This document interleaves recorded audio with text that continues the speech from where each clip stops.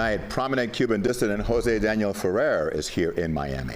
Cuba freed him from prison today and exiled him to the United States. He was greeted by local leaders at MIA earlier today. CBS News Miami's Maribel Rodriguez joins us live from the airport with how this all came about. Maribel. Well, Naj and Jim, many Cuban local activists are saying this is a historic event. For years, José Daniel Ferrer says he was tortured, he was followed, and he was humiliated, all for fighting for Cuba's freedom. And that's why he says he chose to leave the communist island for his safety and that of his family. Wrapped in a Cuban flag, one of the most well-known opposition leaders in Cuba, José Daniel Ferrer is getting his first taste of freedom. Viva Cuba. Ferrer arrived in Miami after boarding a flight from Santiago de Cuba with his family. The 55-year-old Cuban dissident that for years has been fighting for human rights and freedom for the Cuban people landed at Miami International Airport on Monday.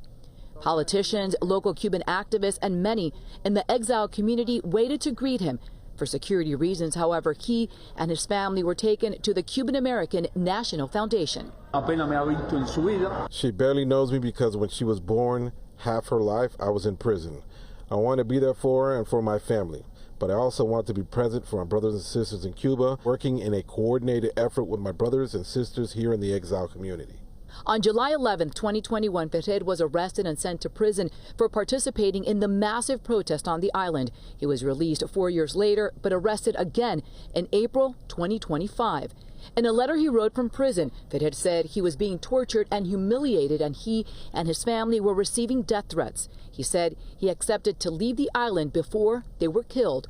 According to the Cuban Foreign Ministry, Ferrer chose to leave the island voluntarily after a formal request by the U.S. government. And we are told for his safety, he was escorted from Cuba to Miami by 2 members of the State Department. Now, this is not the first time Ferrer has been to the U.S. He was here once before, but chose to go back to Cuba to continue fighting there. And although he says he has left the island for good, he will continue fighting from here for a free Cuba.